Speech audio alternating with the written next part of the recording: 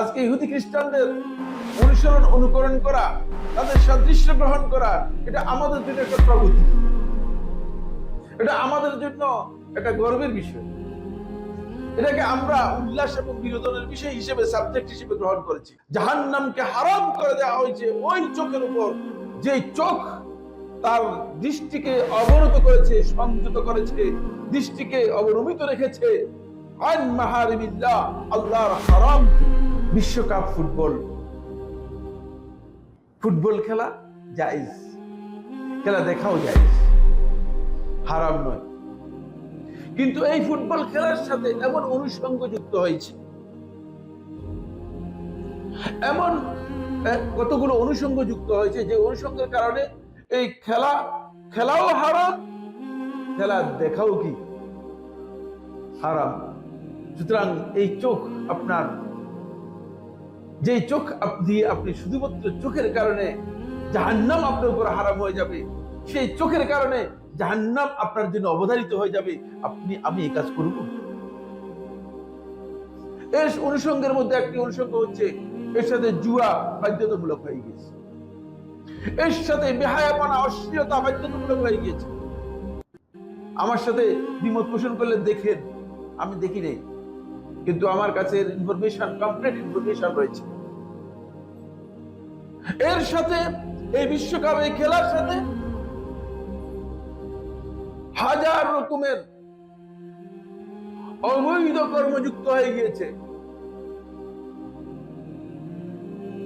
এবং বেবিচার, জেনা, এমনকি এই জাতীয় যে নৈতিক অবক্ষয়ের দিকগুলো আছে সবগুলো এর সাথে যুক্ত হয়ে গিয়েছে।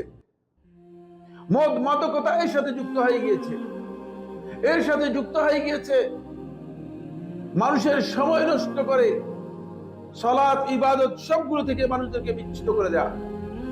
এর সাথে যুক্ত হয়ে গেছে ব্যক্তি পূজা, যুক্ত হয়ে গেছে পতাকা পূজা, যুক্ত হয়ে গেছে। এখন আমি টেলিভিশন থেকে আসলাম, আমরা জানতো টেলিভিশন লাইভ প্রোগ্রাম থেকে আসছি, টিভি থেকে মেসির মানে বিশাল একটা ছবি তৈরি করে, মানে মেসি কে, সে তার পূজা আমাদের করতে হবে? মুসলিম কত নিচে নেমে গিয়েছে, একজন মুসলিম ব্যক্তি কত নিচে নেমে গিয়েছে, সে মেসির পূজা করতে হবে, অমুকের পূজা করতে হবে, অমুক দেশের পতাকা, আপনার একজন খ্রিস্টান ইহুদি দেশের পতাকা আপনাকে আপনার গায়ের উপর ঝুলিয়ে রাখতে হবে, আপনার ঘরের উপর ঝুলাইতে হবে। এটা আপনার কালচার আপনাকে আদৌ অনুমোদন দেয় কিনা, ইসলাম এটা অনুমোদন দেয় কিনা? অথচ আল্লাহর হাবিব সাল্লাল্লাহু আলাইহি ওয়াসাল্লাম স্পষ্ট করে কথা বলেছেন, মান তাশাব্বাহা বিকাওমিন ফাহুয়া মিনহুম, যে অন্য কোন ধর্মের অনুসারী, অন্য কোন কালচারের অনুসারী তাদের সাদৃশ্য গ্রহণ করবে, এই সাদৃশ্য যদি শুধুমাত্র কথার মধ্যেও হয় তাহলে সে তাদের অন্তর্ভুক্ত, সে আমার দলের মধ্যে আসবে না, আমার দলের অন্তর্ভুক্ত হবে। এই হাদিসের ব্যাখ্যার মধ্যে আহলে হাদিসগণ একথা উল্লেখ করেছেন, যদি তাদের জুতার মতো জুতা পরে তাহলেও তাদের অন্তর্ভুক্ত হয়ে যাবে। কিন্তু আমরা তো মানে এখন তাদেরকে মানে এখন আমরা মনে হচ্ছে যেন আমাদের অন্তর, আমাদের ভালোবাসা, আমাদের মনের মধ্যে যা আছে, এমনকি অনেকে আছে অর্থ সম্পদ সবকিছু দিয়ে সীমালঙ্ঘন করে যাচ্ছে। এর জন্য মানুষ কোথায় কুমিল্লাতে এবং অন্য কোথাও কোথাও খবরের মধ্যে এসেছে যে এর জন্য মানে পরস্পরের মধ্যে মারামারি হয়েছে। দেখেন মানে কোন পর্যায়ে চলে গিয়েছে। সারা রাত জেগে বড় স্ক্রিন দিয়ে হইচই করে, হাতে তালি দিয়ে, না সালাত, না ইবাদত, না আল্লাহর জিকির, কোথায় কিয়ামুল লাইল, কোথায় রাত্র জেগে আল্লাহর ইবাদত করবে, কোথায় আল্লাহর হয়ে কান্নাকাটি করবে। চোখ দুইটা শুধুমাত্র টেলিভিশনের মধ্যে দিয়ে নিজের ক্ষতি করতেছেন। আর এই চোখের কথা বলা হয়েছে, এর প্রত্যেকটা দৃষ্টির মধ্যেই হারাম রয়েছে। এখানে মানুষ নিজেকে বিকৃত করে প্রকাশ তুলে ধরতেছে। একজন মানুষ উলঙ্গ হয়ে সেখানে এসে মানুষের সামনে উপস্থিত হচ্ছে, আর আপনি নিজে বিবেকবান যদি হয়ে থাকেন তাহলে এই খেলা দেখাটাকে আপনি জায়েজ বলবেন তো না? এটা জায়েজ হওয়ার কোন সুরত আমার জানা নেই। এটা দেখাও হারাম, খেলাও যেমন হারাম, দেখাও হারাম। বিশ্বকাপ নাম দিয়ে বিশ্বব্যাপী শয়তানের একটা অনুসরণের পদ্ধতি, মুসলিমদেরকে আল্লাহর বান্দা থেকে কিভাবে বের করা যায় এই পদ্ধতি আবিষ্কার করেছে। অসুস্থ মানুষ আছে,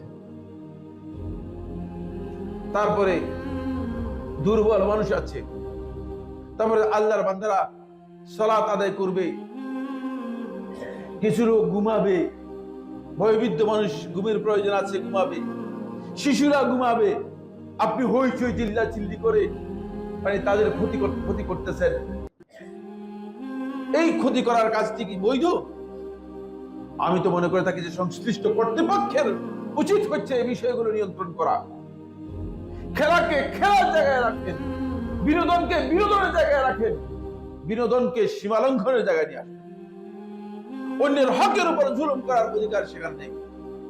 সুতরাং অন্যের উপর জুলুম করবে এটা কোনোভাবে মেনে নেওয়া যায় না। অবশ্যই এই বিষয়ে সংশ্লিষ্ট কর্তৃপক্ষের ব্যবস্থা নেওয়া উচিত। কিন্তু কি করুক, কারা ব্যবস্থা নিবে? যারা ব্যবস্থা নিবে তারা যদি এই রোগে রোগী হয়, বুঝতে পেরেছেন না? যে ব্যক্তি সারাদিন মদ খায় তারা যদি বলেন যে আপনি মাদকতার বিরুদ্ধে বক্তব্য দেন, এর অর্থ কি দাঁড়াবে? এর অর্থ কি দাঁড়াবে? সে কি আদৌ কি এর বিরুদ্ধে ব্যবস্থা নিতে পারবে? ব্যবস্থা নেওয়ার ক্ষমতা রাখে না। দুর্ভাগ্য। তারপরেও আমাদের দাবি থাকে, যেহেতু আমরা কিয়ামতের দিন আল্লাহ তাআলার সামনে জবাব দেওয়ার আগে তাদেরকে আল্লাহ তাআলার কোর্টে রেখে দিয়ে যাচ্ছি। কারণ এটা হয় না কোনোভাবে। এখানে মুসলিমদের জীবন যাপন করার পদ্ধতি, ইসলামী জীবন যাপন করার পদ্ধতিতে আসতে হবে। সুতরাং ওই চোখের উপর জাহান্নাম হারাম হয়ে যাবে, যে চোখ গাদ্দাত আন মাআসি আন মাহারিমিল্লাহ, আল্লাহর হারাম থেকে।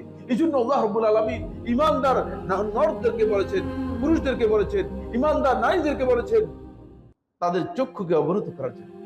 কুল লিল মুমিনিনা ইয়াগুদ্দু মিন আবসারিহিম, কুল লিল মুমিনাতি ইয়াগুদ্দুনা মিন আবসারিহিন।